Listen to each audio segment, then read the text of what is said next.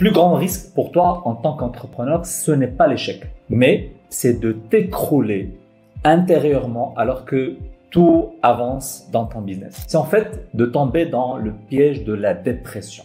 Par exemple, quand j'ai lancé mon premier business, je pensais que le plus dur, c'était de trouver des clients. Alors que le plus dur, en fait, c'était de supporter l'invisible, l'anxiété, l'angoisse, les nuits blanches et surtout la solitude entrepreneuriale.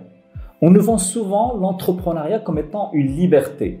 La vérité, c'est que c'est un champ de mine pour ta santé mentale.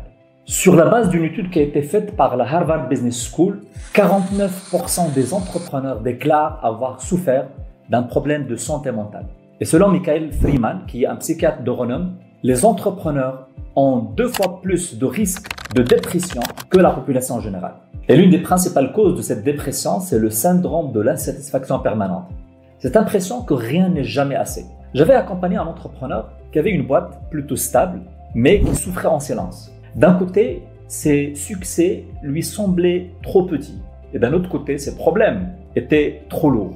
Jusqu'au jour où il a compris que même les petites victoires comptent. Ce déclic a tout changé pour lui.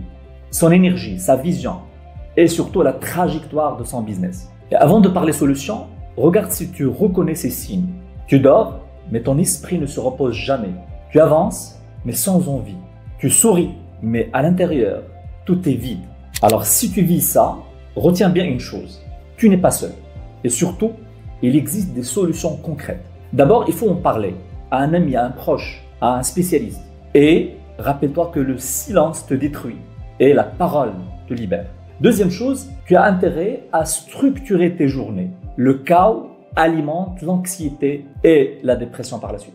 Un point également profond mais très subtil, c'est de séparer ton identité de ton business. Oui, tu es bien plus que tes résultats. Et un élément qui est également très important à prendre en considération, c'est de couper les comparaisons. Parce que souvent, quand tu le fais, tu es en train de comparer ton chapitre numéro 2 au chapitre numéro 20 ou 30 de quelqu'un d'autre. Et c'est souvent injuste. Et un dernier point, c'est de chercher de l'aide professionnelle. Oui, consulter est un signe de force et non pas de faiblesse. La vraie victoire d'un entrepreneur, ce n'est pas juste de scaler son business, mais surtout de rester debout émotionnellement et mentalement. Alors, si tu veux dépasser ce défi et aller plus loin, j'ai créé une communauté d'entrepreneurs appelée le Club Business 360. Son but est de t'aider à développer ton entreprise sans perdre d'équilibre. Et tu peux rejoindre cette communauté gratuitement. Il suffit de commenter Club Business et je t'envoie les détails. Et surtout, n'oublie pas de partager cette vidéo avec quelqu'un qui souffre avec le fait de développer son entreprise tout en gardant son équilibre de vie. Très bon courage à toi.